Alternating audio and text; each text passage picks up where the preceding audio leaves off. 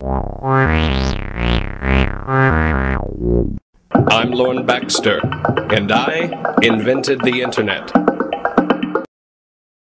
The soiled utility room is where nursing staff takes our biohazardous material, our soiled linens, and it also has a urinal in it. That's where nursing staff took these babies and left them to die.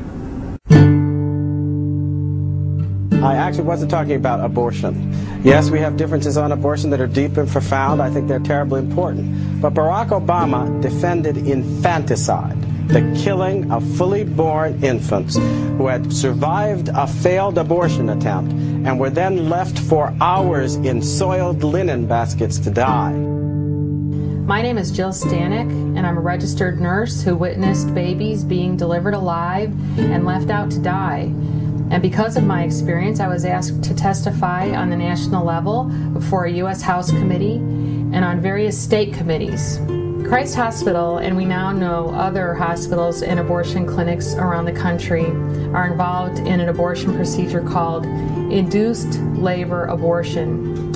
And for this method of abortion, the abortionist inserts a medication into the birth canal of the mom and induces premature labor.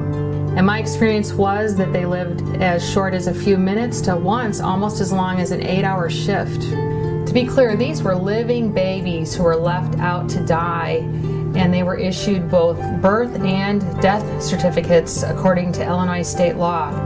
One night, a nursing co-worker was taking a live aborted baby to our soiled utility room to die because his parents didn't want to hold him, and she didn't have time to hold him that night.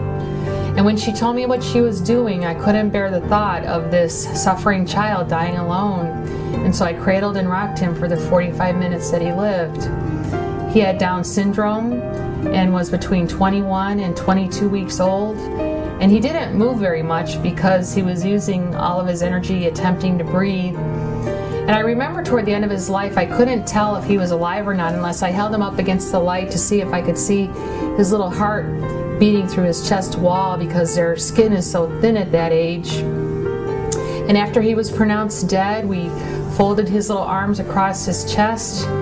We tied them together with a little string, and I wrapped him in a shroud and took him to the morgue where we took all of our other dead patients.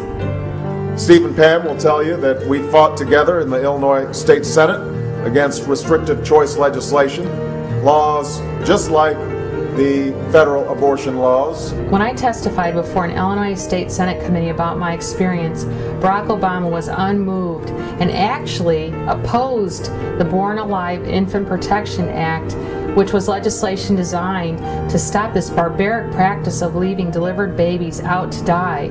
Barack Obama says that he's all about change and forging a new path.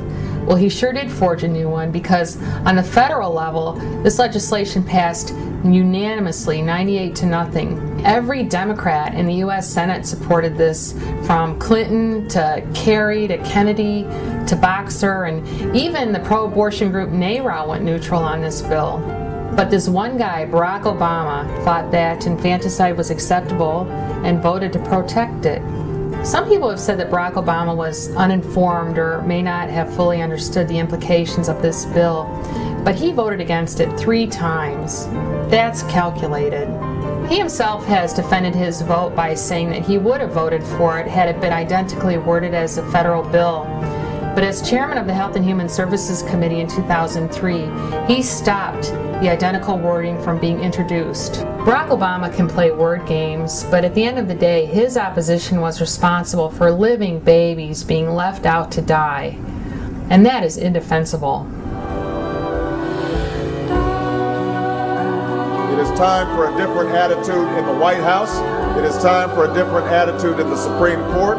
It is time to turn the page and write a new chapter in American history.